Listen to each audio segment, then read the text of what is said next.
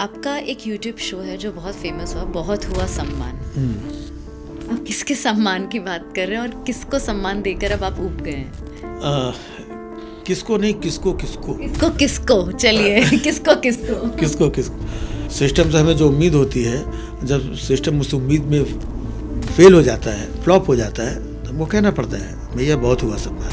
औरंगजेब कब का मर गया, खप गया, मिट्टी में मिल गया, बात खत्म यार, आगे बढ़ो। और मैंने कहा औरंगजेब अच्छा हुआ तब मर गया, आज जिंदा होता और चारों तरफ से घिर गया होता कि कोई कह रहा पिक्चर बनाओ, कोई कह रहा खोद दो, कोई कह रहा टॉयलेट बना दो, यहाँ पर चारों तरफ से घिर गया होता तो बेचारों को मजबूरी में बीजेपी ज्वाइन करनी पड़ती। घटिया लोग, जाहिलों की फौज तैयार कर दी गई। और मैं तो चाहता हूँ कि आने वाले समय में पूरा देश कभी बीजेपी के नाम ही ना ले। बीजेपी के अलावा आपने और किसी पे ऐसे वीडियोस बनाया? अपोजिशन जो 10-11 साल से 12 साल से एकदम निचुड़ करके खत्म होकर के किना, अब उस पे मरे हुए पे आप क्या जोक बनाएंगे?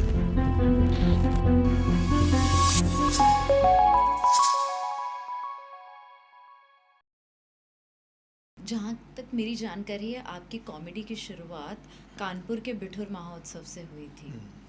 वो एक आपको ऐसा प्लेटफॉर्म मिला था जो एकदम इम्प्रॉम्प्टू हुआ था। सो उस बार जब आपने first time impromptu comedy show किया तो ऑडियंस का कैसा रिस्पॉन्स था?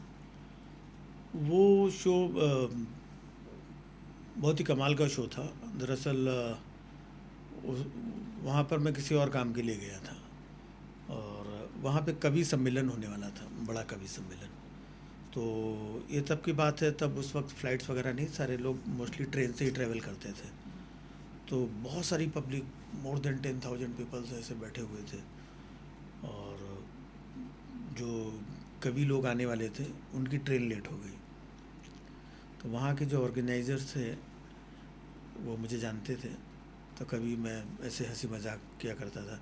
तो काफ़ी देर तक ऑडियंस बैठी हुई, बोर हो रही, चिल्ला रही है, तो उन्होंने बोला यार तुम जा कर के। तो मैं उससे पहले तक तो मैं ऐसा कभी मेरे साथ रहा नहीं, मैंने वैसे नहीं किया। बाकी छोटे मंचों पे, कॉलेज पे, थिएटर वीटर ये सब करता रहता था। तो ये बहुत बड़ी अपॉर्चुनिटी थी। अपॉर्चुनिटी इसलिए कि किसी कलाकार को लोग उसके नाम से, उसकी परफॉर्मेंस से बुक करते हैं, उसको पैसे देते हैं और उसके नाम से लोग उसको सुनने आते हैं। मेरे ऊपर कोई बैगेज था नहीं, ना मैंने कोई पैसे लिए थे, ना मेरा कोई नाम था कुछ। तो हमने कहा क्या होगा, हम अपनी एक कोशिश करते हैं, जितना होगा, जो होगा 19-20 भी होगा तो देखा जाएगा। मैं तो कर्टेन लगा हुआ था, मैं माइक लेके कर्टेन के आगे आकर के खड़ा हुआ और जो कुछ मेरे जहन में उस वक्त था करता गया और टचवुड ऑडियंस उसको एंजॉय करती गई, मज़ा आता गया, लोग क्लैप करते रहे, माहौल बनता रहा। तो उसके बाद से एक एनर्जी आई कि मैंने तो ऐसे ही रैंडम, मैंने तो यूं ही राख में बिखेरी थी उंगलियां, देखा वहाँ तो आपकी तस्वीर बन गई। वाह। तो मैंने तो यूं ही माइक पकड़ा था, लेकिन माहौल बन गया। तो फिर वहाँ से लगा कि इसको कुछ कैरी करना चाहिए, तो फिर थोड़ी थोड़ी तैयारी करके धीरे धीरे आगे बढ़ता रहा। सो राजीव जी, आपके वीडियोस में ह्यूमर भी है और हैमरिंग भी। ये हुनर आपके पास कब और कैसे आए? कुछ हुनर इनबिल्ड होते हैं और कुछ हुनर कोशिश करने से, रियाज करने से, एक्सपीरियंस से आते हैं। और कुछ हुनर ऐसे होते हैं जो सोसाइटी हमें देती है। तो ये जो हुनर है, इन सारी चीज़ों का एक मिश्रण है। ये कुछ रियाज है, कुछ सोसाइटी ने दिया है, कुछ एक्सपीरियंस है। तो जो डे टू डे में हम बहुत सारी चीज़ें देखते हैं, एक अवेयर सिटीज़न होने के नाते, तो मैं ऑब्ज़र्व करता रहता हूँ बहुत सारी चीज़ों को। और मुझे लगता है कि ये बातें बहुत सारे लोगों के मन की बातें हैं, या ये कंटेंट लोगों को रिलेट करेगा उनकी ज़िंदगी से या उनके अनुभवों से। तो बस इस तरीके के कंटेंट मैं उठाता हूँ, करता हूँ और उन पे जोक्स बनाता हूँ मैं। आपके करियर की सबसे नोटवर्दी अगर मैं कहूँ तो देख भाई देख, शेखर सुमन के लिए आपने डायलॉग्स लिखे थे, मूवर्स एंड शेखर में भी आपने डायलॉग लिखे हैं, तो ये मौका आपको कैसे मिला? देख भाई देख नहीं, मूवर्स एंड शेखर्स सबसे अच्छा। पहले लिखना वो शुरू किया। अच्छा। और ये जो शुरुआत की मैंने, तो इसके लिए स्टेज पे खड़े होकर माइक पकड़ के आपके पास कंटेंट तो होना चाहिए कुछ। तो मैं कंटेंट क्रिएट करने लगा धीरे धीरे। जब मुंबई आया ये सब हुआ तो मैं कुछ कुछ कंटेंट बनाता था, ऑब्जर्व करता था सोसाइटी को, पॉलिटिक्स को, आसपास कहाँ क्या हो रहा है, क्रिकेट में क्या हो रहा है, बॉलीवुड में क्या हो रहा है, वहाँ से कुछ कुछ निकाल करके मैं अपने जोक्स बनाता था। लेकिन जब मुंबई आ गया तो वो जोक्स को परफॉर्म करने के लिए मेरे पास तब मंच नहीं था मुंबई में। तो अब वो जोक्स तो मैं तैयार करता था, लिखता था कच्चे पक्के। फिर जब मुझे मालूम हुआ कि ये शो चालू हो रहा है मूवर्स एंड शेखर्स, वो इस तरीके का है जहाँ पर कंटेम्प्रेरी जोक्स और कंटेंट की रिक्वायरमेंट है, तो मैं उन लोगों को मिलने के लिए गया। तो मुझे नहीं मालूम था, क्योंकि मैं एज ए राइटर तो मुझे ऐसा कुछ करना ही नहीं, बट जोक्स वोक्स लिखता था। वहाँ पर गया तो बोले सुनाइए आप क्या क्या लिखा है आपने, ये वो। तो मेरे पास जो जो चीज़ें मैंने लिखी थी सुनाई, तो सारे लोग ग्रुप में, अरे तुम भी आ जाओ, ये आ जाओ, वो आ जाओ, सब लोग अरे सुनो देखो ये क्या लाया ये। तो सब लोग ऐसे इंजॉय करने लगा। मैं बोला यार, तो जो पहले वो लगा था तो हमने कहा कुछ तो चलो है। तो लेकिन मुझे टेक्निकलिटीज़ जो होती हैं, फॉर्मेट जो होता है, उससे लिखना नहीं आता था। फिर मैं वहाँ पर जब गया तो वहाँ पर मुझे फॉर्मेट समझाया गया, ये फॉर्मेट है, ये ओपनिंग होती है, ये ऐसे ऐसे सेगमेंट्स होते हैं, यहाँ पे ये वन लाइनर होते हैं, यहाँ पर ये एंड गैग होता है, इतनी देर में हमें ब्रेक लेना है और ओपन ऐसे करना है। तो कुछ हमने लिखा और देखा, सीखा। और वो हमारे एपिसोड जब लिखता था, शूट होते थे, तो शेखर जी को बड़ा मज़ा आता था, ऑडियंस को भी बड़ा मज़ा आता था। तो धीरे धीरे करके फिर मैं वो राइटर बन गया। भाई परफॉर्म करने का उस वक्त नहीं था मंच मेरे पास, तो कहीं ना कहीं से हमारे जोक्स, हमारा कंटेंट पहुंचना अल्टीमेटली ऑडियंस तक है, किसी भी फॉर्मेट में पहुंचे। मेरे मुंह से डायरेक्ट परफॉर्म करके नहीं पहुंच रहा है, वाया वाया पहुंच रहा है। तो मेरे को लगता कि था हमारा कंटेंट हाँ। वहाँ तक जाए। तो जब शेखर जी परफॉर्म करते थे और तालियां बजती थी, तो मुझे, मैं ऐसे कैमरे के पीछे खड़ा रहता था, तो मुझे वही फील आता था कि नहीं यार मेरे जोक्स पे तालियां बज रही हैं। तो उससे एनर्जी मिलती है और बहुत कुछ सीखने को मिला। और सही मायने में वहाँ से एक गंभीरता भी मिली, क्योंकि नॉर्मली जितने जो कॉमेडियंस तब उस वक्त हुआ करते थे, वो कॉमेडियन टाइप के है, हल्के थे, मिमिक्री यार ये ऐसा नहीं तेरा ऐसा, मतलब बहुत एक हल्कापन था। वो पब्लिक में हंसा तो देते थे, लेकिन उनके किरदार अंदर, मतलब एक कॉमेडियन भी, एक हास्य कलाकार भी एक गंभीर व्यक्तित्व होता है। तो उस व्यक्तित्व की गंभीरता मूवर्स एंड शेखर्स में बहुत सारे एपिसोड्स लिखने के बाद में बहुत सारे बड़े बड़े गेस्ट आते थे, और शेखर जी के साथ रह करके और टीम के और भी जो लोग थे, वो सारी अच्छी अच्छी बैकग्राउंड से लोग थे, तो उनसे बहुत कुछ सीखा। तो धीमे धीमे कंटेंट में और कॉमेडी में उससे एक गंभीरता और एक मैच्योरिटी आने का जो काम हुआ है, वो वहाँ से हुआ है। जब हम कॉमेडी की बात करें, और जो आप जिस तरीके की कॉमेडी जिससे आपने शुरू की थी, बहुत कॉन्टेम्प्रेरी थी वो कॉमेडी, राइट? तो ये अगर हम मुंबई में देखें, फॉर एग्जांपल, ट्रैफिक को देख के मुंबईकर्स परेशान हो जाते हैं। और अब आप मुंबई में 32 इयर्स आपने स्पेंड किए, आप ओरिजिनली कानपुर से हैं, बट कानपुर या लोग उस ट्रैफिक को भी एक फ़न बना लेते हैं। सो कहीं ना कहीं आपकी ये कॉमेडी का जज्बा आपके कानपुर होने का कुछ एसेंस देता है या टच देता है? मतलब कानपुर के बारे में लोग ऐसा बोल देते हैं, लेकिन प्रैक्टिकली देखा जाए ऐसा कुछ है नहीं। अच्छा। ऐसा कुछ नहीं है।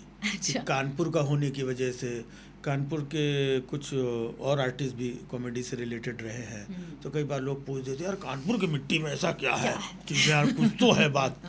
ऐसा कुछ नहीं है ना। तकरीबन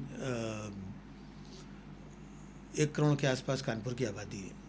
तो 1 करोड़ में अगर 4 लोग अगर ऐसे परफॉर्म करने वाले मिल गए, तो बात मिट्टी की इसकी उसकी नहीं है, है ना। जो भी परफॉर्मर्स आए, राजू श्रीवास्तव जी भी वहीं से थे, बिल्कुल। हाँ, हमारे नेबर थे, और एक दो आर्टिस्ट और हैं वहाँ के। तो उन लोगों ने काम किया, ऑब्जर्व किया, परफॉर्म किया, और नो डाउट वहाँ की एक अपनी लैंग्वेज है, वहाँ के तौर तरीके हैं, उसको कई बार लोग अपने अंदाज में, वहाँ अंदाज है एक, तो उससे परफॉर्म करते हैं। तो लोगों को हंसाने के लिए, परफॉर्मेंस के लिए बहुत सारी चीज़ों की ज़रूरत होती है। एक ऑब्जर्वेशन हो गया, एक कंटेंट हो गया, एक अंदाज हो गया, एक बोली भाषा हो गई, एक बॉडी लैंग्वेज हो गई, एक परफॉर्मेंस में एक कोई जो तड़का फैक्टर होता है।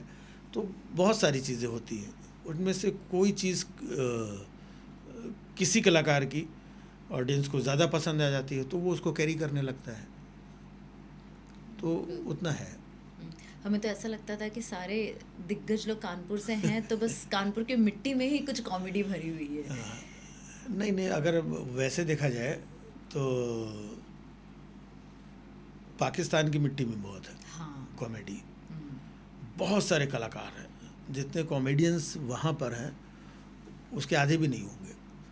तो पाकिस्तान की मिट्टी में कॉमेडी है। पाकिस्तान से अगर हम आएंगे तो पंजाब की मिट्टी में कॉमेडी है, वहाँ के बहुत सारे कॉमेडियंस, बहुत सारे हैं।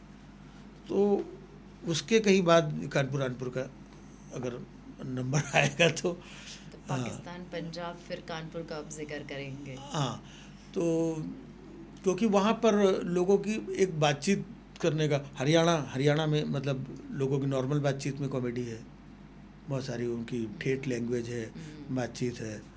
लोग कहते हैं भाई साहब मैं आपको एक छोटी सी तकलीफ, हाँ दे के दिखा भाई तू है ना।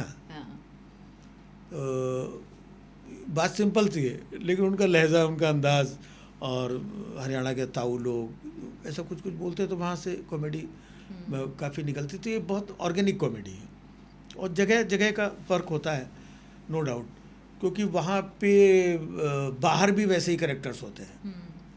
तो वो कैरेक्टर्स वहाँ पर बहुत सारे मिलते हैं, वहाँ पे बातें बहुत सारी मिलती हैं।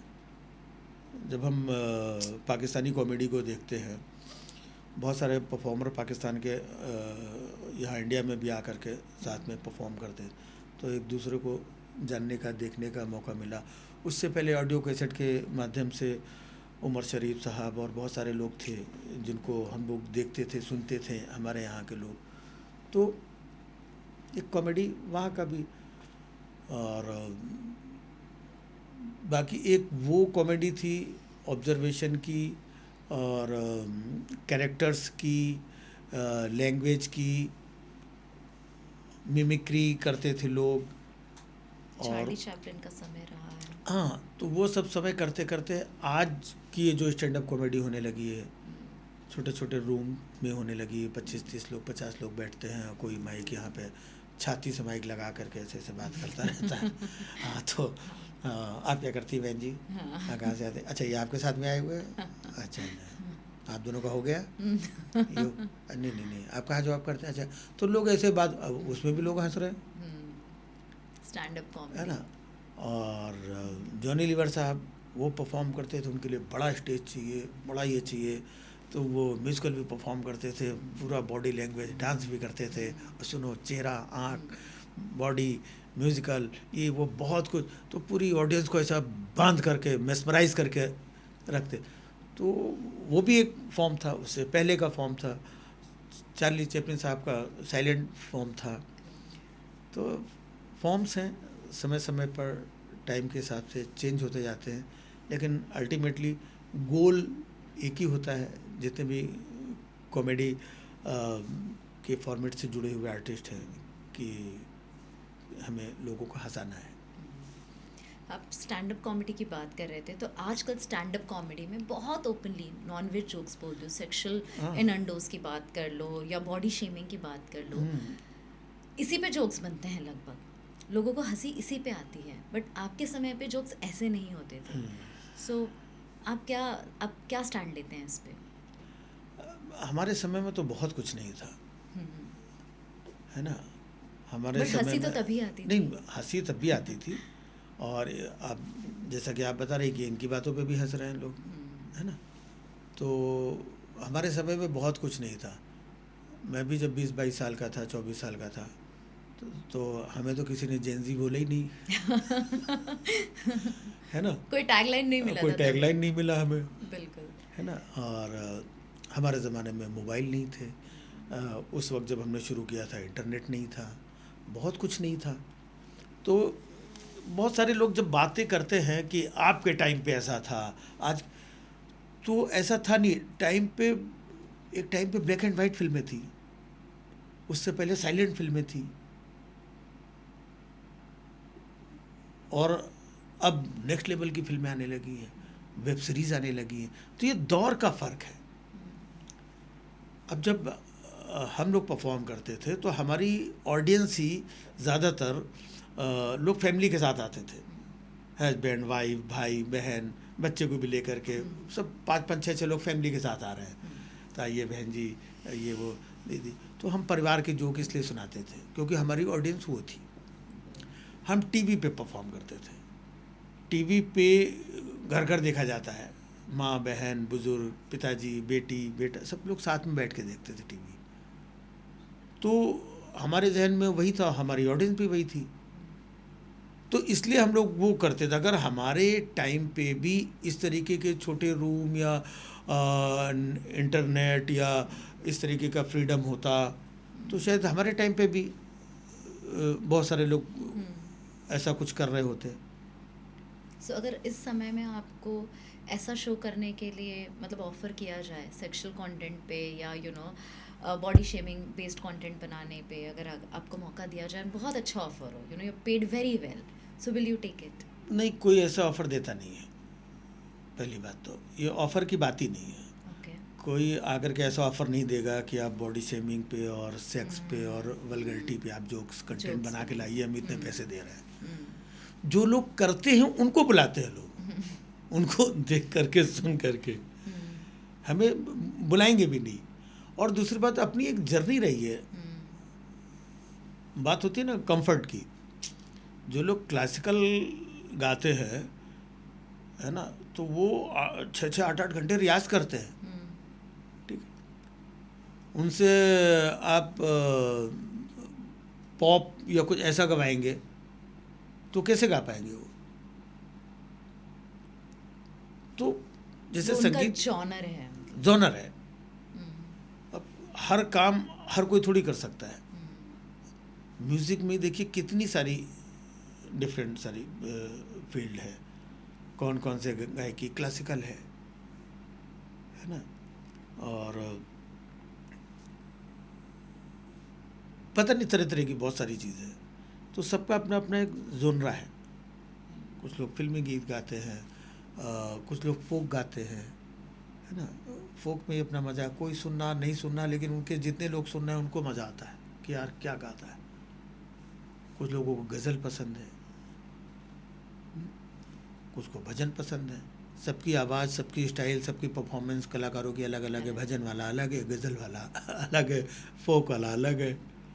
तो ऐसे यहाँ पर हम किसी चीज़ को सिर्फ इसलिए नहीं कि आप कॉमेडियन हैं तो आप ये भी कर लें, वो भी कर लें, ये भी कर लें, क्या ये कर सकते हैं, क्या ये सही है, यार अपनी अपनी जगह पर सारी चीज़ें सब सही है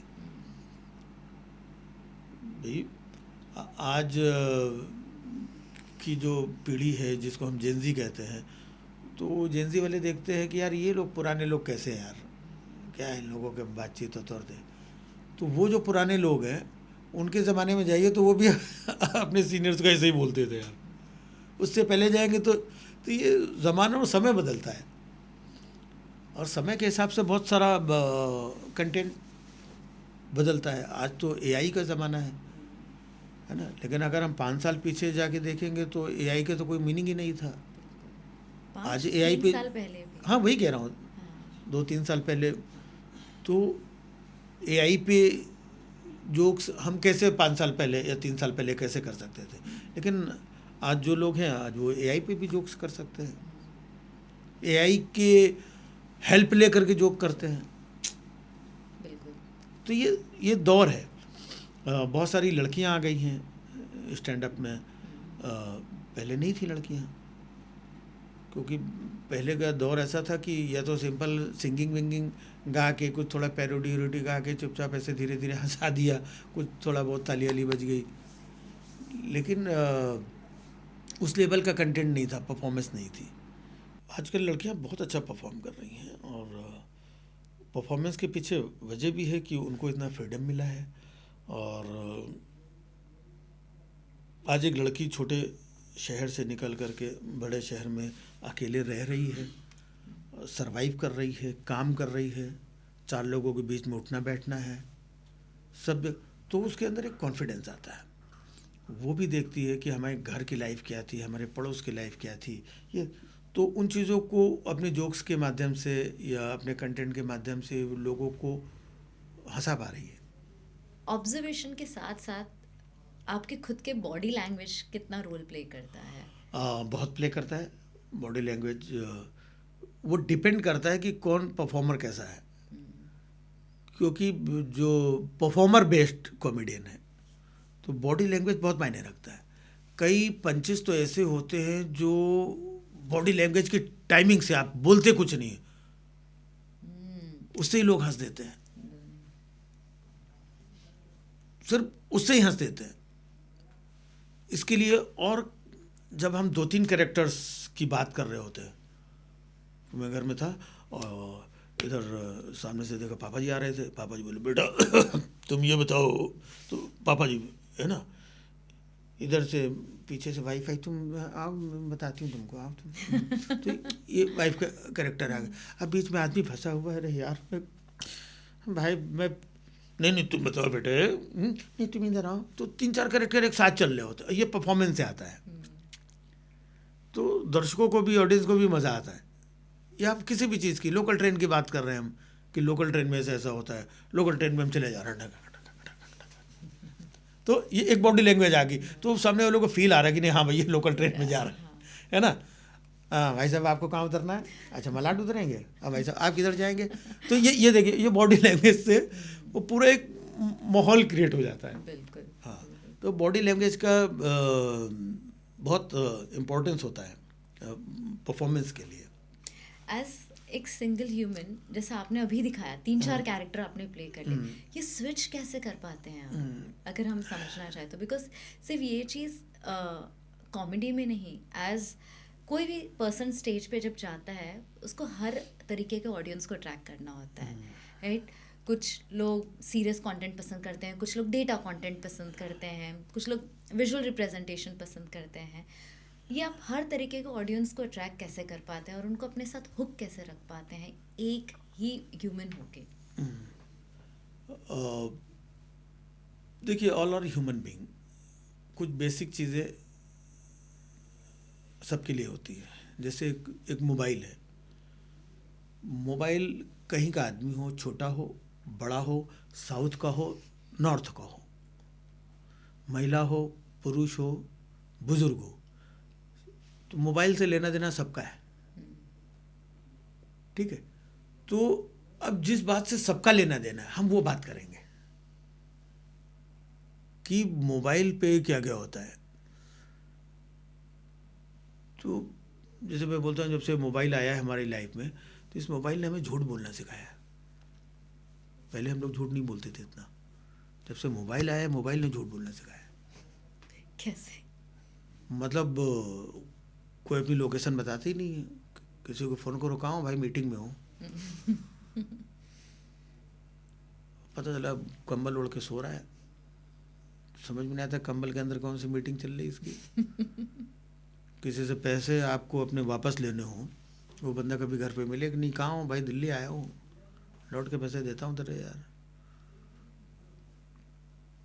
फिर फ़ोन किया, कहाँ हो यार, दुबई आया हूँ, कहाँ हो, इधर। तो मैं तो एक दिन घर पे पहुँच गया, उसको देखा वो टेरेस पे खड़ा हुआ है, नीचे से हमने छिप के फ़ोन में, भाई किधर हो, मतलब मैं वो सिंगापुर में हूँ। फिर मेरे को पूछ रहा है तू किधर है, मैं बोला नीचे उतर गया, सिंगापुर के गेट पे खड़ा हूँ मैं, है ना। तो आदमी इतना झूठ बोलता है। तो ये बहुत सारी चीज़ें कि मोबाइल में लोग नंबर कैसे सेव करते हैं, है ना। हस्बैंड का नंबर वाइफ कैसे सेव करती है, वाइफ का नंबर हस्बैंड कैसे सेव करते हैं, किस किस नाम से, गर्लफ्रेंड बॉयफ्रेंड किसको, आजकल जानू बेबी छोना, ऐसे ऐसे सब, वाइफ का होम मिनिस्टर, ये कोई सुनामी, कोई आरडीएक्स, पता नहीं कैसे कैसे नाम से जिसकी जैसी परेशानी, दुख पीड़ा। तो ये एक जेनरिक चीज़ है जिससे सब कोई रिलेट करता है, हाँ यार ऐसा होता है। तो कॉमेडी की बात करें तो कपिल शर्मा शो के आप पार्ट रहे हैं, कैसा रहा है आपका एक्सपीरियंस? कपिल के साथ मैंने बहुत काम किया। हम लोगों ने कॉमेडी सर्कस बहुत साल तक किया। सबसे ज़्यादा मज़ा उस शो में आया, मतलब अब वो मज़ा नहीं आता है जैसे कपिल के शो में पहले आता था। कुछ कैरेक्टर्स थे, लेकिन कपिल के साथ जो कॉमेडी सर्कस में मज़ा आया, मतलब ये पर्सनली मेरा मानना है। पॉपुलर वो बाद में अपने शो से ज़्यादा हो गए, लेकिन उसका परफॉर्मेंस जो था कॉमेडी सर्कस में वो ज़बरदस्त था। वो 2-3 साल उसने किया कॉमेडी सर्कस, जो परफॉर्म वहाँ पे किया अभी अपने शो में 10 सालों में नहीं कर पाया। और उसकी आपको लगता है वो एक फ्रिवलिश शो लग रहा है अब कि एक नहीं, अब की बात नहीं है, मैं कपिल की बात कर रहा हूँ। मैं शो तो अच्छा है, शो में बहुत सारे एलिमेंट्स हैं, बहुत सारे कैरेक्टर्स हैं, ये तो उसमें मेरे कई कैरेक्टर्स ऐसे हैं जो मैंने कॉमेडी सर्कस में किए थे। तो जैसे कृष्णा भी मेरा कॉमेडी सर्कस में मेरे साथ एक सीज़न किया था, पार्टनर भी था मेरा। तो मैंने कॉमेडी सर्कस में बहुत सारे कैरेक्टर एक्सप्लोर किए मैंने, डिफरेंट टाइप के। तो उसमें से कुछ कैरेक्टर कृष्णा ने ले लिए, वो करता है अभी, वो मेरे कैरेक्टर बोलता भी है। हाँ हाँ, इंस्पायर्ड किया, टाइमिंग, चीज़ें बोलना करना, कॉपी। हाँ चलो ठीक है। तो कपिल के साथ लिखना भी मेरा रहा। कपिल का जब शो शुरू हुआ वेरी फर्स्ट, तो इसके हमने कई सारे एपिसोड्स मैंने लिखे। इवन कॉमेडी सर्कस में भी मैं परफॉर्म भी करता था। समटाइम उस टाइम इतने राइटर्स नहीं होते थे, तो पता चला यार ये एपिसोड नहीं है यार, तो मैं परफॉर्म भी कर रहा हूँ, मुझे लिखना भी होता है। तो कपिल के कई एपिसोड मैंने लिखे भी, पहले भी लिखे और कपिल के शो में भी लिखे मैंने।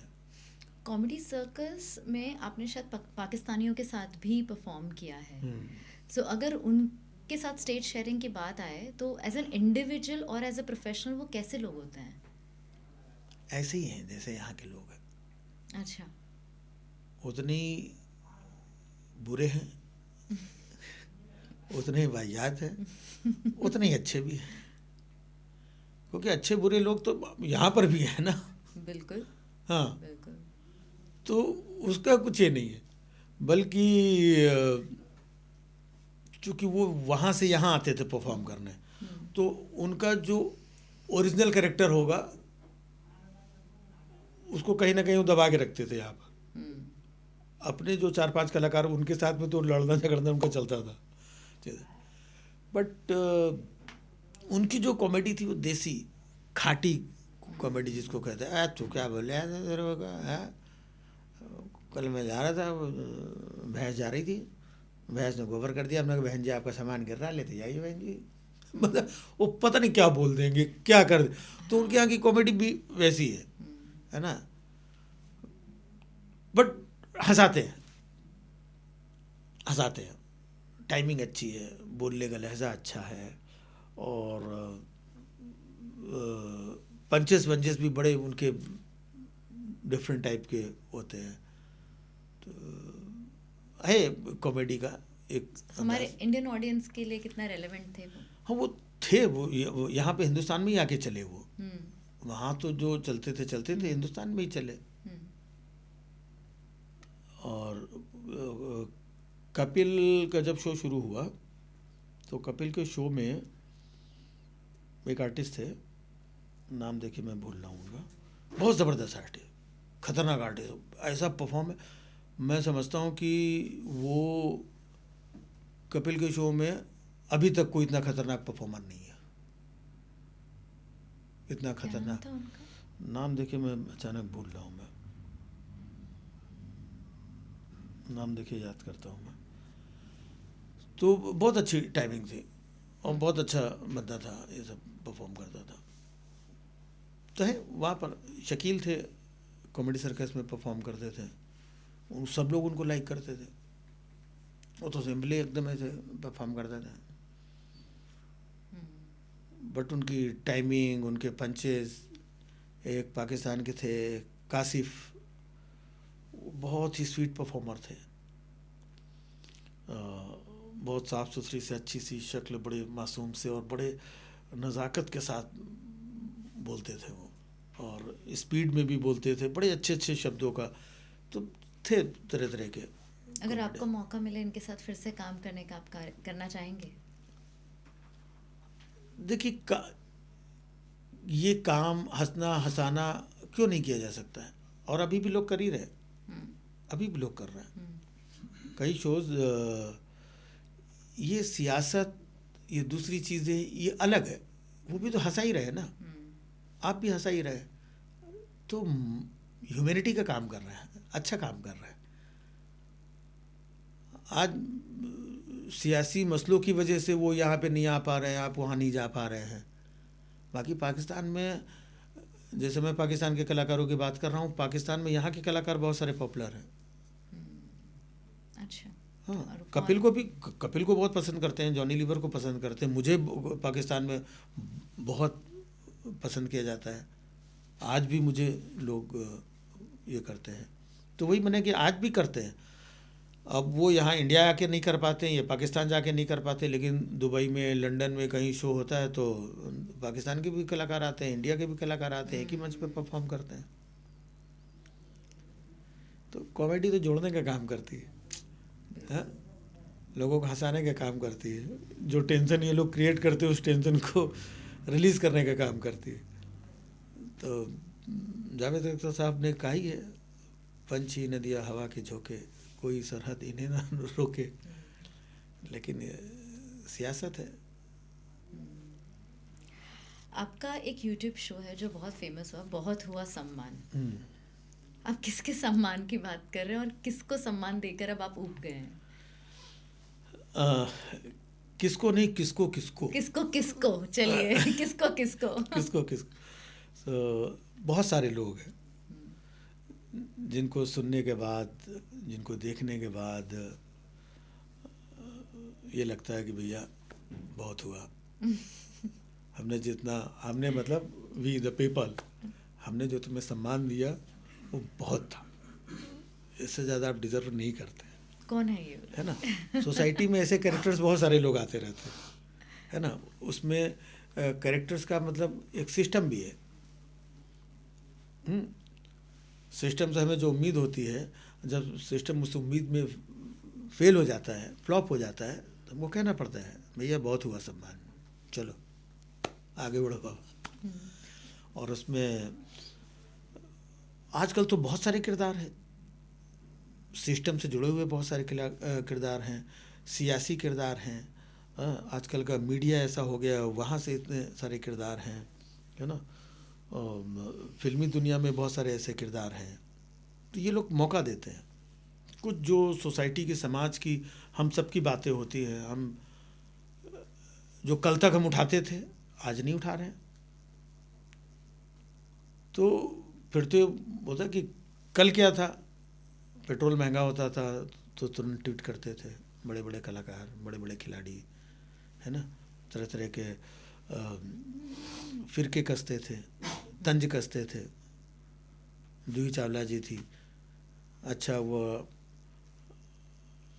अंडरवियर का नाम डॉलर है इसलिए नहीं गिरा, नहीं तो हाँ, नहीं तो गिर जाता, क्या ऐसा है ना। किसी ने तो पेट्रोल महंगा हो गया तो सोच रहा हूँ कि भाई इतना पेट्रोल खरीद के इसमें पेट्रोल डाल करके आग लगा दूँ।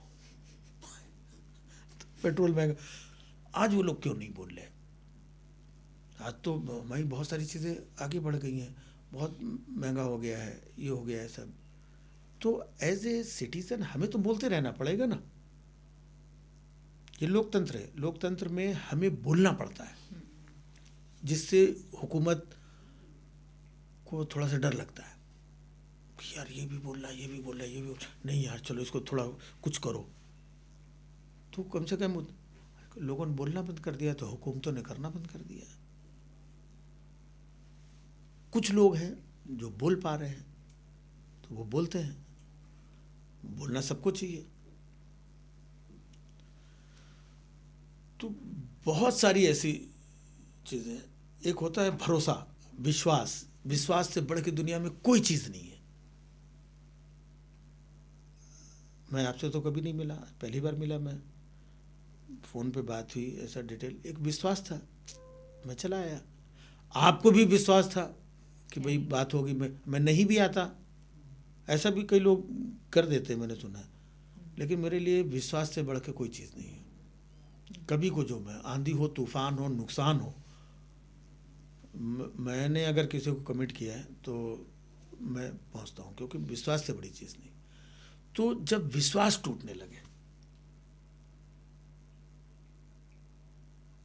जिससे आप, मैं बता नहीं कि मैं आपके विश्वास पे आ गया, मैं यहाँ आता, पता चले यहाँ पे ताला लगा हुआ है, कौन भैया, किसको, नहीं नहीं वो यहाँ तो नहीं है, बात पता चला मैं आपका फ़ोन कर, आपका मोबाइल भी बंद है। आप सोचिए, तो हमें क्या क्या विश्वास दिला करके हमसे वोट लिया जाता है, और उसके बाद उस पर कोई चर्चा नहीं होती।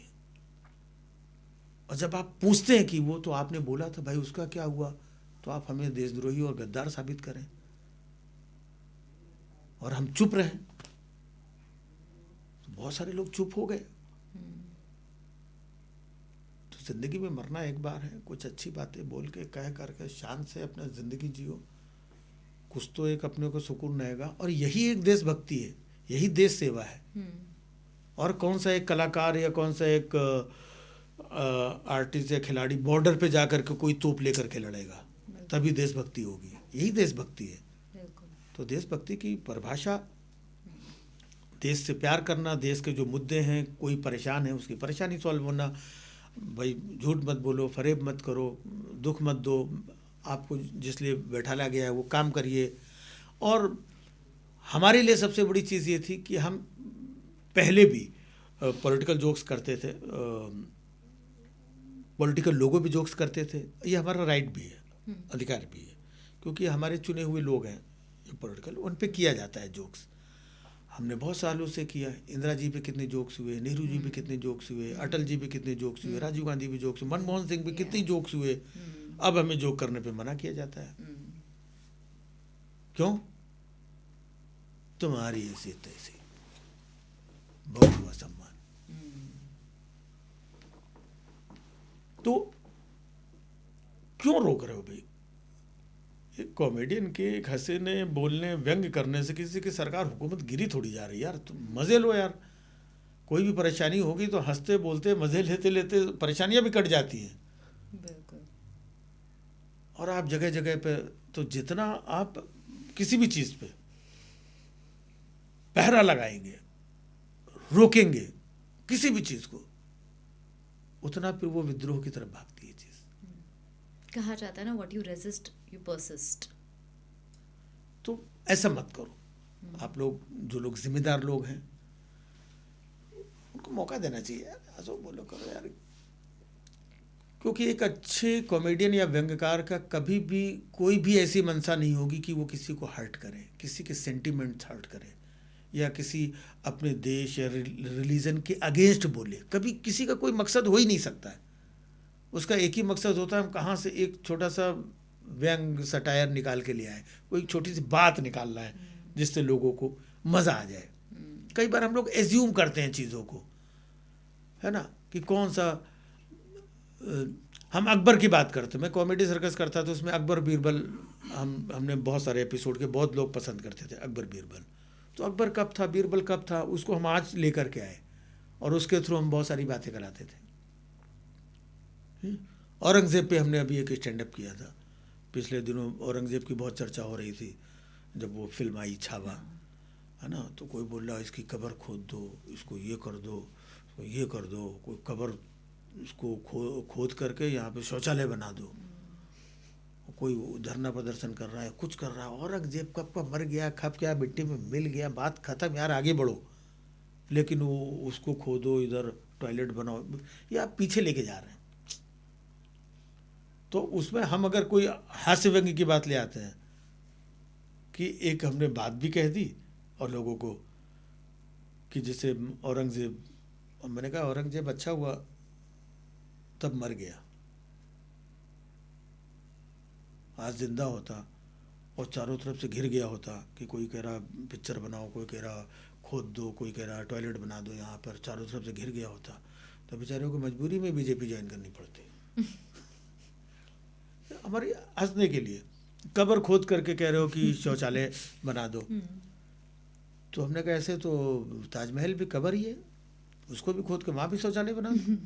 सही बात है, वहाँ भी शौचालय बना दो। उसकी भी बात करते हैं लोग बीच बीच में कि नहीं ये तोड़ दो, यहाँ पे ये था वो था, ये कब्र हटाओ।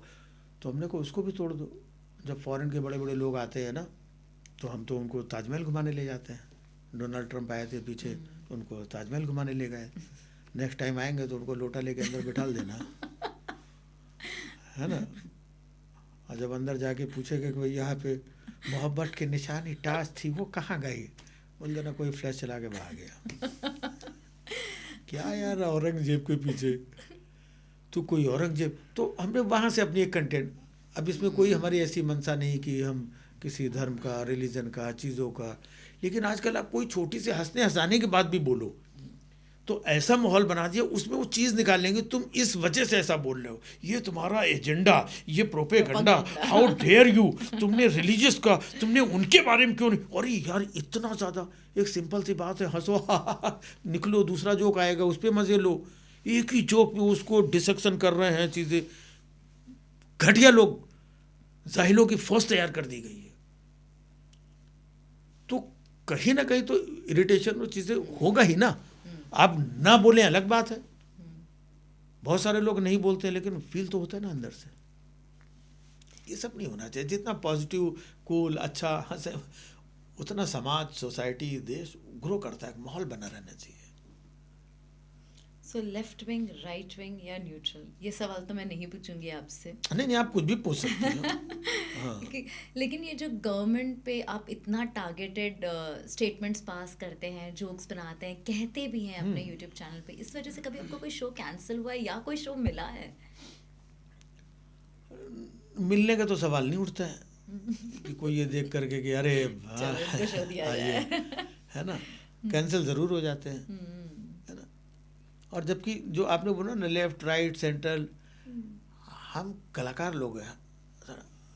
आप किसी नॉर्मल, आप किसी उससे पूछेंगे, हमारे साथ के जितने लोग हैं उनको पता भी नहीं है लेफ्ट क्या होता है, राइट क्या होता है, उनको पता ही नहीं है। नहीं पता है बहुत लोगों को, लिटरली मैं बता रहा हूँ, पता ही नहीं है। तो वो कहाँ से होंगे कुछ लोग।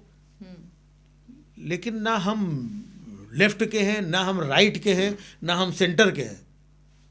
हमारा एक अलग प्लेटफॉर्म है जहाँ पे हम हर चीज़ को ऑब्जर्व करते हैं, हर चीज़ पर नज़र रखते हैं, वहाँ से अपनी कोई चीज़ हंसने बोलने के लिए। और उसमें कभी लेफ्ट वाली भी चीज़ आ जाती है, कि राइट वाली भी आ जाती है, ईस्ट वाली भी आती है, साउथ वाली भी आती है, तो कोई भी चीज़ आ जाती है। सो बीजेपी के अलावा आपने और किसी पे ऐसे वीडियोस बनाया? अरे ये आपको पता नहीं है इसलिए ऐसा पूछ रही है। मैं पिछले 30 सालों से यही कर रहा हूँ। मैं मूवर्स एंड शेखर जब लिखता था, मैंने बोला था कि परफॉर्म शेखर जी करते थे, लेकिन मुझे लग रहा था मेरा जोक, अटल जी पे जोक लिखता था ना मैं, अटल जी प्राइम मिनिस्टर थे, सोनिया जी पे लिखता था, मनमोहन सिंह जी पे लिखता था, परफॉर्म करता था। मैंने कॉमेडी सर्कस में मनमोहन सिंह का गेटअप लेके मनमोहन सिंह बन करके परफॉर्म किया मैंने। कितने जोक्स अभी भी रिसेंटली, अभी जोक्स मिलने चाहिए। मिलते कहाँ से हैं? जो पावर में है, जो रोज कुछ ना कुछ एक्टिविटीज चल रही, न्यूज़ में आ रहा है, वही आ रहा है। तो जो पावर में है, जो न्यूज़ में दिख रहा है, तो मैक्सिमम जोक्स उसके ऊपर बनेंगे। अपोजिशन जो 10-11 साल से 12 साल से एकदम निचुड़ करके ख़त्म होकर के किना, अब उस पर मरे हुए पे आप क्या जोक बनाएंगे? एक होता है ना कि जोक बनाने के लिए भी, आप कभी भी जोक देखिए, पहले क्रिकेट पे बहुत जोक्स बनते थे। जोक्स कब बनते थे? जब इंडियन टीम हार जाती थी। कभी भी आपको याद होगा, हार जाती थी तो हारने पे जोक्स बनते थे, जीतने पे जोक्स नहीं बनते। जीतने में क्या, जीतने में तो जश्न होता है। तो वैसे ही जो सत्ता में है, और कभी कभार ऐसा नहीं है, कुछ जोक्स इधर के भी मिल जाते हैं। अभी मैंने राहुल गांधी पे एक जोक किया, लोगों ने बहुत लाइक किया। हमने कहा Rahul Gandhi good looking handsome charming personality, क्या टी शर्ट पहन के निकलते हैं, ड्रेसिंग आदमी यार, हाँ, इनको तो किसी मल्लिका के साथ वक्त गुजारना चाहिए। लेकिन टाइमिंग देखिए, मल्लिकार्जुन खड़गे के साथ टाइम गुजार रहे हैं। तो ये एक जोक है हमारा। इससे हम कोई राहुल गांधी की इमेज को हम ये नहीं कर रहे हैं, किसी को ये जोक है हमारा यार। अब राहुल गांधी एक पॉपुलर, एक नोन आदमी है, और वहाँ से ये चीज़ मल्लिकार्जुन से मल्लिका, हमें कुछ एक हमारी क्रिएटिविटी जाग गई कहीं पर, और लोगों ने हंस लिया, इतनी सी बात है। ऐसे इधर होता है। हम लोगों को लगता है बीजेपी, हम तो चाहते हैं बीजेपी हट जाए, बीजेपी हट जाए, दूसरी सरकार आए, तब लोगों को मालूम पड़े कि यार ये दूसरी सरकार पे भी कर रहा है। क्योंकि पहले की बात तो भूल चुके, इतना लंबा टाइम हो गया, 11 साल पहले, तो अब हम उस सरकार पे करते थे, तब तो इनको जानते भी नहीं थे ये कौन है। नहीं, वही है, हमारा काम सिर्फ इतना है कि हम जो ऑब्जर्व करते हैं, और हमें हंसने हंसाने दो, हमको व्यंग करने दो, हमें क्यों, लेकिन रोका जा रहा है आज। और बहुत सारी बातें, हमारे जोक्स भी एक पहले नॉर्मल जोक्स होते थे, अब पॉलिटिकल जोक्स में जब मौका मिलेगा तभी हम क्रिएट कर पाएंगे। अभी दिल्ली की सीएम है, उन्होंने कुणाल कामरा के लिए बोला था कि वो अपनी रिस्क पे दिल्ली आए हैं, उन्होंने बोला। तो बहुत सारी बातें हैं। आज दिल्ली में पॉल्यूशन की हालत ये है कि ये बात हर एक आदमी पे लागू होती है, अपने रिस्क पे दिल्ली आओ भाई। बिल्कुल, है ना। तो वो बात उन्होंने किस संदर्भ में मैं बोली थी, अब मैंने उसमें से अपनी एक ही बात निकाल ली। अब किसी को लगता है यार बीजेपी को तो चारों तरफ तो यही होगा, इस स्टेट का करो तो यहाँ बीजेपी बैठी, वहाँ करो तो उस पर बीजेपी बैठी, वहाँ पे, और बेवकूफ़ी करते जा रहे हैं।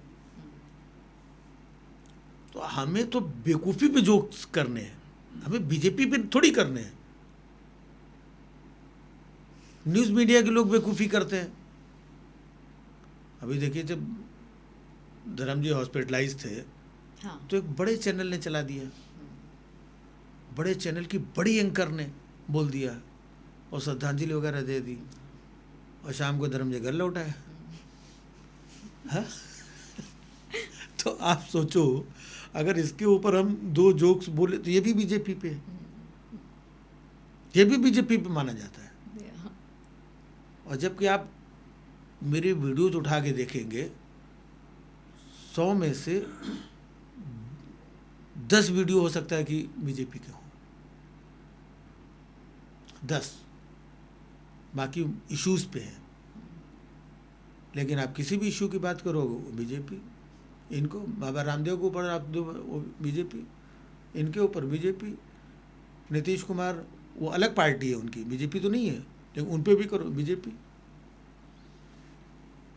अब शिंदे जी पे कोई जोक कर दो, बीजेपी। अरे अलग है, ये वो अलग है, वो अलग है, न्यूज़ मीडिया अलग है, लेकिन किसी पे भी करो वो माना जाएगा बीजेपी में।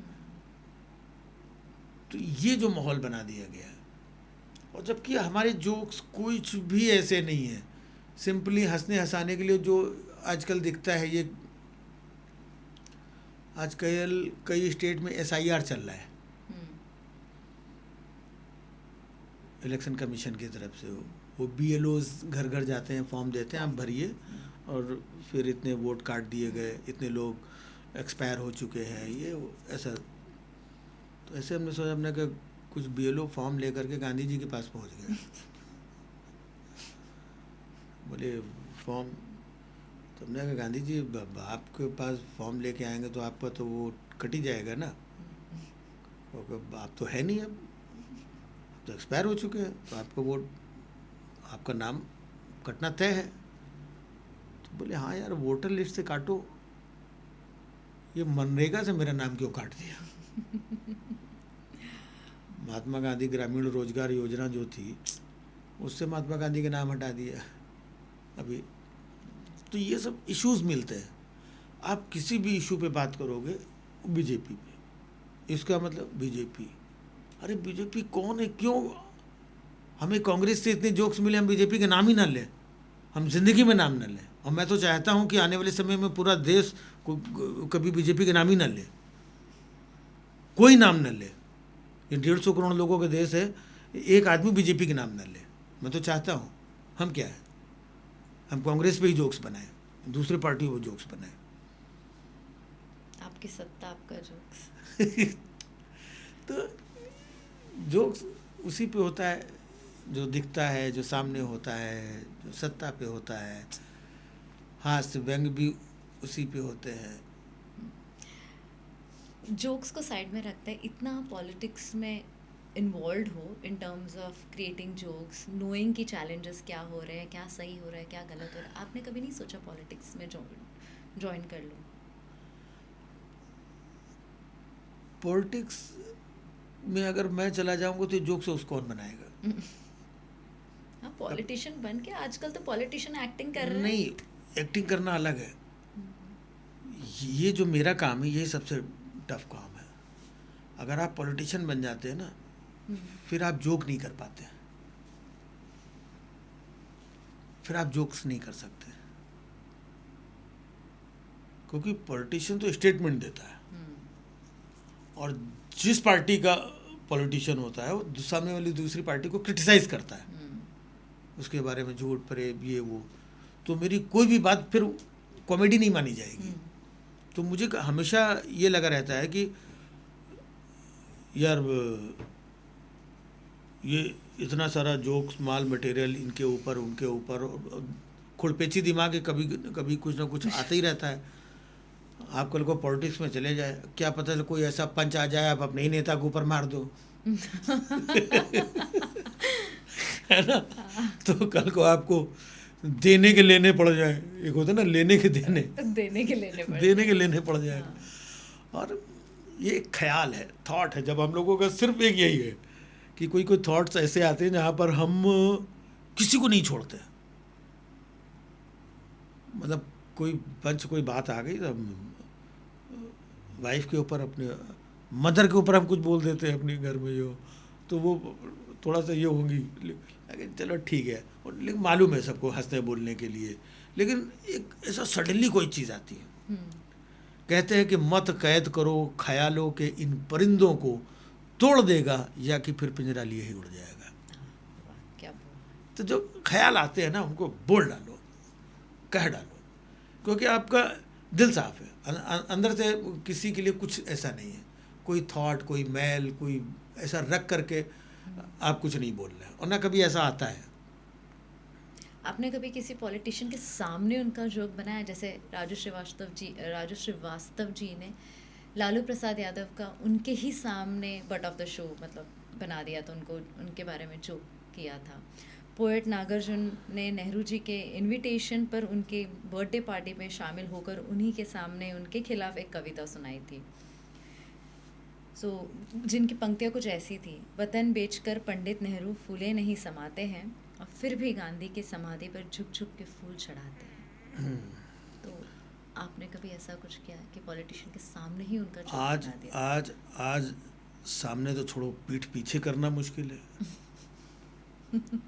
सामने तो छोड़िए, पीठ पीछे करना मुश्किल है। तो बोल रहे ना, नेहरू जी को बोल दिया कि गांधी जी के साथ ऐसे ऐसे झुक कर ये करते हैं। ये आज भी हो रहा है, आप बोलिए, बोल के दिखाइए, समझ रहे? घर आ तो मैंने तो वही है तोड़ने। कि ये एक थॉट है, वो बहुत बड़े कवि थे, उनका थॉट था, उन्होंने रखा, और अच्छा थॉट है, ये कोई बहुत ज़्यादा डिग्रेड नहीं कर रहा है, न देश को, न पर्टिकुलर करेक्टर को, किसी, एक बात है, एक थॉट है, और अच्छी बात है कि उस आदमी के सामने रखी जा रही है और वो आदमी रिसीव कर रहा है, उससे उसकी पर्सनालिटी ग्रो करती है। दैट्स वाई नेहरू जी एक इतनी बड़ी शख्सियत थे। एक एक औरत ने नेहरू जी का कॉलर पकड़ लिया था, कॉलर पकड़ के खींच लिया, तो नेहरू जी ने बुरा नहीं माना, बोले तुम क्या प्रॉब्लम क्या है बताओ, और कॉलर, तो बोलते कि तो आज़ादी मिल गई और ये हो गया, और अभी तक हुआ क्या, मिला क्या, ऐसा कुछ उन्होंने बोला होगा। बोला यही मिला है कि तुम अपने प्रधानमंत्री का कॉलर तक पकड़ सकते हो।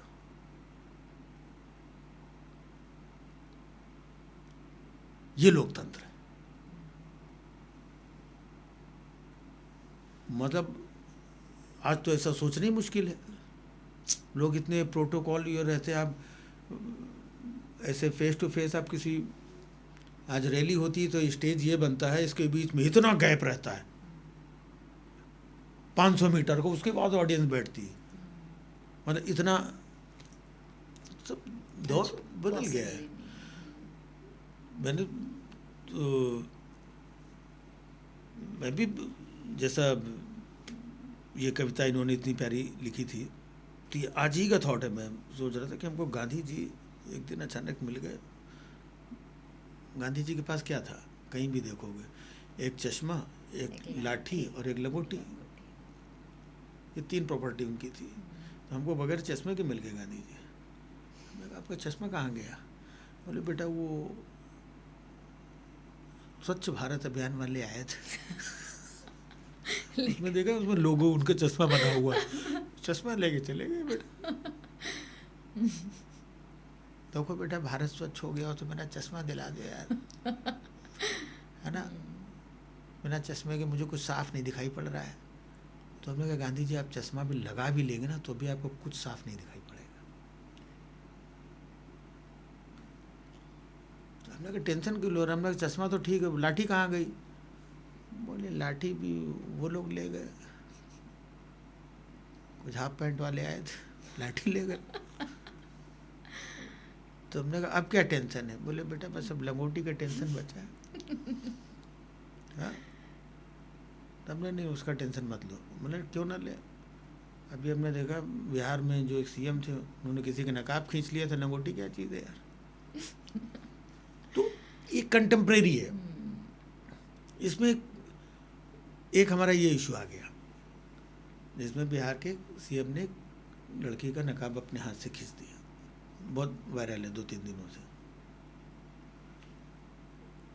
तो वो एक इशू है। तो उस इशू को गांधी जी की 2 बातों से भला ये करके एक क्रिएटिव थॉट ये होते हैं, तो ऐसे करके हमने कहा देश में 3 जी बहुत पॉपुलर है, गांधी जी, राम जी और तीसरे पार्ले जी। और जिनके बारे में आप सोच रहे हैं वो अभी वहाँ तक नहीं पहुँचे, पार्ले जी तक भी नहीं पहुँचे, क्योंकि पार्ले जी की वैल्यू 5 रुपए की है, वहाँ तक भी नहीं पहुँचे अभी। मैं माफ़ी चाहती हूँ, एक आपके लाइफ के लो फेज़ के बारे में बात करने जा रही हूँ। आपके जन्मदिन के ही दिन आपका जो बेटा था वो गुज़र गया, एंड उस समय पर भी लोगों ने आपको काफ़ी ट्रोल किया उस चीज़ को लेकर भी। सो कुछ ऐसा comment, I mean I think they also went below the belt trolling करते करते, इसका क्या इम्पैक्ट था आप पर उस समय पे?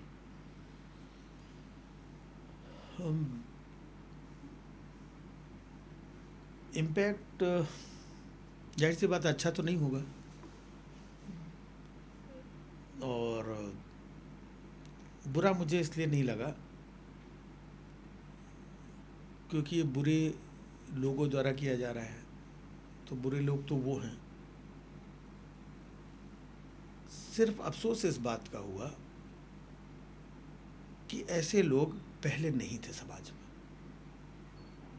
कैसे कमेंट्स थे, अगर आप बता पाए? कमेंट्स बताने लायक भी नहीं है, बताने लायक कमेंट्स भी नहीं है। इवन अभी तक कमेंट्स करते हैं लोग। मैं आपको कुछ कमेंट्स दिखाऊंगा अभी। तो अफसोस इस बात का होता है कि अल्टीमेटली आप और हम क्या है, कौन है, हमारी पहचान क्या है? हम एक इंसान है, एक ह्यूमन बीइंग है। मैं यहाँ पर पहली बार आया, बाहर वॉचमैन मिला। वॉचमैन कौन है, कहाँ का है, किस जाति का है, बिरादर का है, हमको क्या लेना देना। लेकिन अभी हम एक जगह गए तो वॉचमैन, उधर कुछ पानी वानी पड़ा, वो तो फिसल के गिर गया जो। तो मैं उससे ये थोड़ी पूछने जा रहा हूँ, मैंने तुरंत गया, मैं तो कहीं जा रहा था, मेरे कपड़े वपड़े भी, तो उसको उठाया, बिठाया, ये किया। ये मानवता, अगर मानवता ही खत्म हो जाए, आप किसी की मौत का जश्न मनाने लगे, तो आप इंसान हैं? आप इंसान हैं? मेरी बात छोड़िए, आप कह सकती हैं उस शख्स को इंसान? और ये ज़ोंबीज़ हैं। और अफसोस इस बात का है कि ये ऐसे लोग पहले नहीं थे। और क्यों? मैं एक कलाकार हूं। मैंने कभी किसी का बुरा नहीं किया, बुरा नहीं सोचा, बुरा नहीं बोला। सिर्फ एक ये है कि हमने कुछ जोक चुटकुले चीज़ें कर दिया, तो आप उस आइडियोलॉजी को, आपको जोक पसंद नहीं आया, सिर्फ इसलिए आप ये करो कि अच्छा हुआ तेरा बेटा मर गया।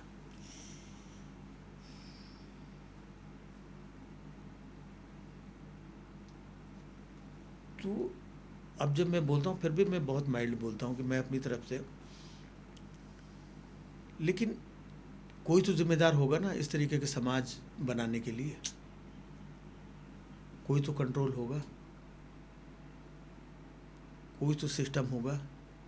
और सिर्फ मेरे साथ ही नहीं, ऐसा कितने लोगों के साथ हो रहा है देश में, कितने लोगों के साथ हो रहा है। तो क्या ये देश के लिए अच्छा हो रहा है, या समाज के लिए अच्छा हो रहा है, या उन परिवारों के लिए जिन परिवारों से वो लोग जुड़े होंगे ऐसा कमेंट्स करने वाले, उन परिवारों के लिए अच्छा है क्या, किसके लिए अच्छा है? तो उस सोच पे मुझे बुरा लगा, अफसोस हुआ, जहाँ पर गिद्धों की तरह, चील की तरह, जैसे उनको बहुत सारे लोग भरे बैठे हुए थे कि, और उनको वो मौका जहाँ पर कोई कितना भी कोई बुरा भी होता है, अगर वो भी जब दुनिया में नहीं रहता तो हम लोग सारी बातें भुला देते हैं, छोड़ देते हैं, और ये लगता है कि चलो फलाना दुख में है, उस समय उसको साथ दें, उसको फ़िलहाल इसके दुख, इसको जो हम कर सकते हैं, दो बोल सकते हैं, ये सब ना करके, एक तो आदमी दुख में है, उसको और हर्ट करना, ये कर, और उसको हर्ट करके आप एंजॉय कर रहे हैं। ये कौम, ये माहौल बनाने के लिए जो भी लोग जिम्मेदार हैं, वो सब नर्क के भागी है, वो देश के दुश्मन है, वो समाज के दुश्मन है। उनको जितनी बद्दुआ दी जाए वो कम है। हम और आप, समाज, तमाम सामाजिक सेवी, समाज सेविका, समाज सेवक, संस्थाएं समाज को अच्छा बनाने में लगे हुए हैं। किसी एक की जिम्मेदारी नहीं है। हम लोग गालियाँ भी खाते हैं, लेकिन फिर भी हमारा ये है कि हमारा समाज अच्छा हो, देश अच्छा हो, इसके लिए हम दो चार बातें सुन करके भी अपनी बातें करते हैं। हम कोई देश, समाज या किसी का विरोधी और ये थोड़ी है। क्यों? तो हम अच्छा कर रहे हैं, हमारे जैसे बहुत सारे लोग अच्छा कर रहे हैं, समाज को सुधारने का, बेहतर बनाने का, हंसाने का, खुश रखने का, यही तो प्रयास है ना। ये क्या बुरा प्रयास है? बिल्कुल भी नहीं। और ऐसा प्रयास करने वाले के साथ अगर इस तरीके से चीज़ें हों, जिम्मेदार किसको मानोगे आप? सिर्फ जिसने कमेंट किया क्या वही जिम्मेदार है? Society overall. उसके अंदर भावना कहाँ से आई? और वो किसके बिहाफ पे लड़ रहा है, किसके बिहाफ पे कमेंट कर रहा है? तो जिसके बिहाफ पे कर रहा है उसको मैं पूजूंगा। मैं, जिसने समाज में नफरत घोली है, नीचे तक फैलाई है, ये ज़ोंबीज़ तैयार किए है, वक्त सबक सिखाएगा उनको। शायद बहुत लोग नहीं जानते हैं कि आपके वो जो चाइल्ड थे वो एक स्पेशल चाइल्ड थे, और आप प्यार तो हर माँ बाप करते बट आप बहुत ज़्यादा ख्याल रखते थे। तो ये सब होने के बाद इन सब चीज़ों के साथ, इन सब नहीं, चीज़ों से बहुत सारी चीज़ें लोगों को नहीं पता होती, वो क्लियर करना पड़ता है। स्पेशल चाइल्ड नहीं थे वो, अच्छा। बहुत ही शार्प और बहुत बेहतरीन, और ऐसा बच्चा मेरा बच्चा था इसलिए नहीं, वैसा बच्चा जल्दी मिलता नहीं है। 7 साल की एज थी, उसको पहले कभी गिर गया होगा, कुछ कुछ तो उसको कहीं पर क्लॉटिंग हो गई थी, तो वो चलता रहा, हमें पता भी नहीं, 2-3 बार उसको फीवर वीवर आया। ये बाकी इतना स्मार्ट था, ऐसे खेलता था, कूदता था, पढ़ाई लिखाई में, चीज़ों हर चीज़ में परफॉर्मेंस। तो अचानक एक दिन वो क्लॉट वगैरह उसका जो मेजर, उसको कुछ पेन वेन हुआ और वो कोलैप्स हो गया। तो उसको एडमिट किया, तब तक डॉक्टर ने बोला यार ये चीज़ें, तो 4 महीना कोमा में था वो, 4 महीने कोमा में था। उस वक्त मैं स्टार प्लस का एक शो कर रहा था, मेन लीड करता था उसमें, तो मैक्सिमम सीन में मैं रहता था, हर दिन शूटिंग होती थी, हर शाख पर उल्लू बैठा है करके, वो भी पॉपुलर शो था, वो कर रहा था मैं। अब जब एडमिट किया, होश ही नहीं आ रहा, 2 दिन 4 दिन 15 दिन 20 दिन, महीना 2 महीना, फिर हमको शो छोड़ना पड़ा 4 महीने बाद इसको। अब जब इस तरीके से चीज़ें हो जाती हैं तो फिज़िकली पूरा, रिकवर नहीं कर। तो मैंने सारा काम धंधा छोड़ दिया, उसका विज़न भी चला गया था। सोचो जो इतना बच्चा ये हो, हाथ पैर ये वो, मैं साल भर लगा, साल भर में उसको ऑलमोस्ट 80% ठीक कर दिया था। जो बैठ नहीं पाता था, खड़ा नहीं हो पाता था, देख नहीं पाता था, बोल नहीं पाता था, वो चलने लगा, दौड़ने लगा, देखने लगा, पढ़ने लगा, स्कूल वापस जाने लगा। फिर लॉकडाउन आ गया, लॉकडाउन में घर के अंदर सब पैक हो गए, तो काफ़ी ठीक हो गया था। और शायद कुछ समय और होता, 6-8 महीने में प्रॉपर ही हो जाता। सडनली ये एक घटना घट गई और ये 7th फ्लोर से नीचे गिर पड़े। तो वो घटना की वजह से वो, बाकी उससे ज़्यादा शार्प बच्चा नहीं देखा मैंने। हॉस्पिटल में था इतने दिन, जो भी था, नहीं वो डॉक्टर्स आते थे, डॉक्टर से खुद बात करता था, सारे बड़े बड़े डॉक्टर से, इनसे। उसकी मदर बैठी रहती थी, सारा चैट खुद करता था। आप घर पे आ गई, घर पे जो भी स्टाफ ये वो सारे लोग हैं, लेकिन वो तुरंत आएगा आपके पास, उसको कभी ये सही नहीं जाए, हेलो हेलो दीदी आंटी, जो भी जिसका जो भी बोलना है ना, 1 मिनट जाएगा, खुद ट्रे में पानी नहीं ले लीजिए प्लीज़, ये वो। मैं आपको एक गाना सुनाऊँ, मैं आपको एक जोक सुनाऊँ, आंटी आप तो, मतलब कोई भी नया बंदा भी फर्स्ट टाइम मिलता था ना, बोलता था यार अभी हमको 5 मिनट नहीं हुए यार, ये बच्चों के साथ मेरा मतलब है, नहीं नहीं प्लीज़ खाना खा के जाइएगा। हाँ, वो उसका ऐसा रहता है ना। और कुछ कुछ चीज़ें था, शायद उसको जल्दी जाना था, तो ईश्वर ने कुछ इस वजह से ऐसा। सुबह घर में मेरी वाइफ, मैं थोड़ा लेट अपना काम वाम करता हूँ, या लेट आना जाना, तो मैं थोड़ा लेट उठता हूँ अमूमन। वाइफ पहले उठ जाती है, तो वो पूजा पाठ अपना। लेकिन एक टाइम इसका है कि सबसे पहले मैं उठूँगा, मुझसे पहले पूजा कोई नहीं करेगा। तो ये उठ के ना, ये कौन कौन से उसको श्लोक, मंत्र, कहानियाँ, बहुत कुछ उसको मालूम था।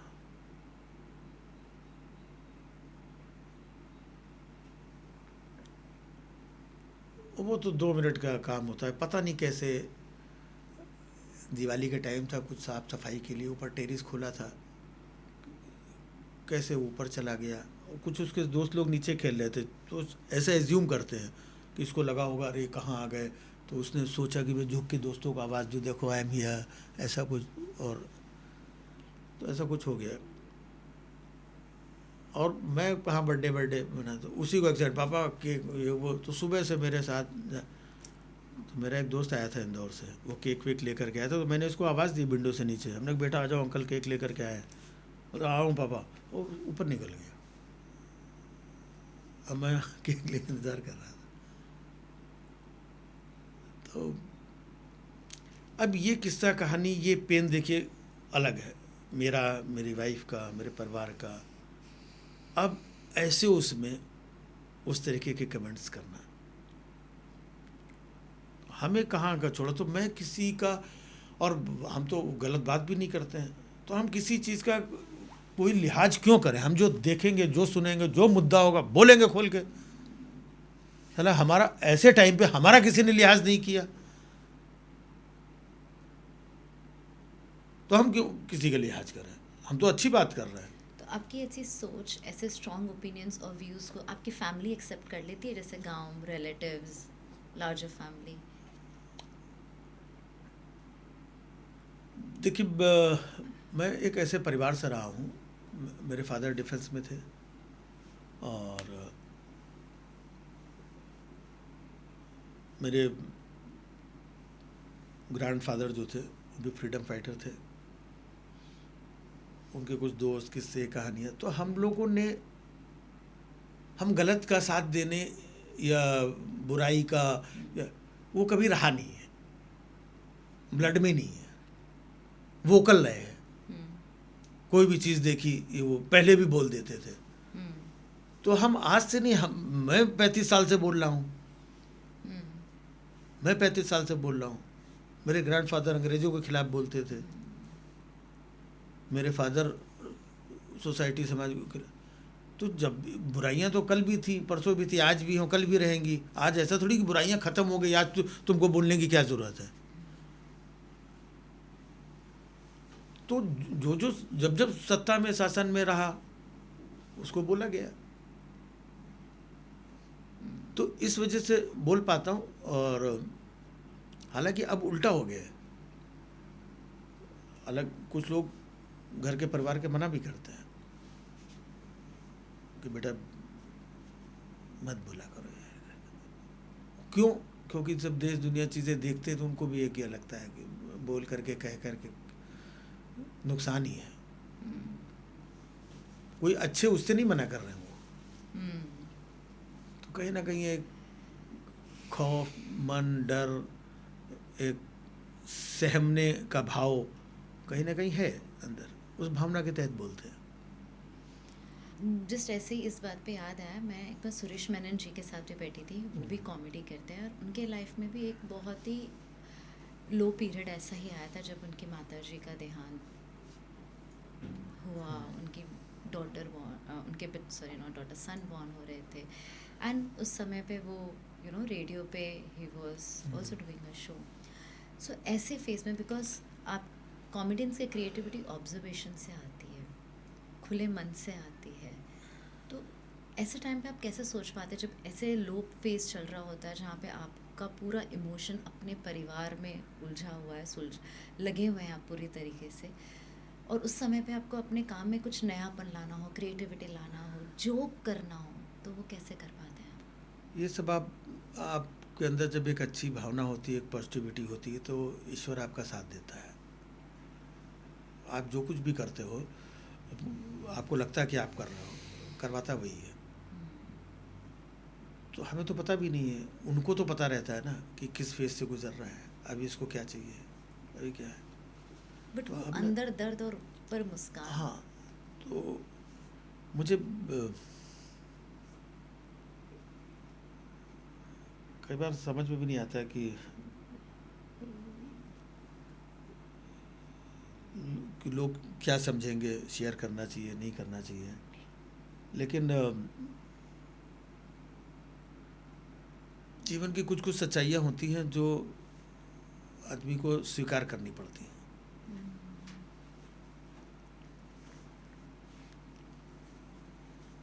मेरे बेटे का ये हुआ और करके पोस्टमार्टम के लिए गए, तो वहाँ पर काफ़ी हमारे जो साथी वाथी जिसको खबर मिली वो लोग वहाँ पर बाहर सब हम लोग इंतज़ार कर रहे हैं, बात कर रहे हैं। तो मैं सुबह से कुछ लिख रहा था, मैं उस दिन का कुछ हैपनिंग, तो मुझे लगा मैं ये तो गया अभी, ठीक है अभी इसका चीज़ें होगा। तो सुनो यार, आज मैंने ये लिखा यार। तो क्या हुआ, ये पता नहीं मैं अपने आप को दिलासा देने के लिए या किस लिए, बट वो कुछ बच्चे जो ताज़े ताज़े लिखते हैं ना, तो सुनो इधर आओ, इसको सुना रहा हूँ, इसको सुना रहा हूँ, ये कर रहा हूँ, उतनी देर में हमारा उधर टाइम पास भी हो रहा है, ये भी हो रहा है। तो मैंने देखा इससे पहले भी कई मंच पर हमें परफॉर्म करना पड़ा कि जब हमारे घर में मेरे फादर का भी होगा ये, तो एक भाव आता है कि यार ईश्वर ने आपको बना करके भेजा है लोगों को हंसने हंसाने के लिए, चीज़ें वही शक्ति देगा, वही कराएगा, और वो कराता है। तो आप जो कुछ भी करते हैं, जो कुछ भी करते हैं, सब आपसे वो करवा लेता है। आपका भरोसा होना चाहिए। जहाँ आपका भरोसा डगमगाता है तो वो आप पे भरोसा करता है। आपका भरोसा भले ही कम हो जाए, उसका कभी कम नहीं होता है। वो फादर है, उसको तो लो फेजेस, ये पार्ट ऑफ लाइफ। बहुत लोगों के पास, मैं अकेला नहीं हूँ।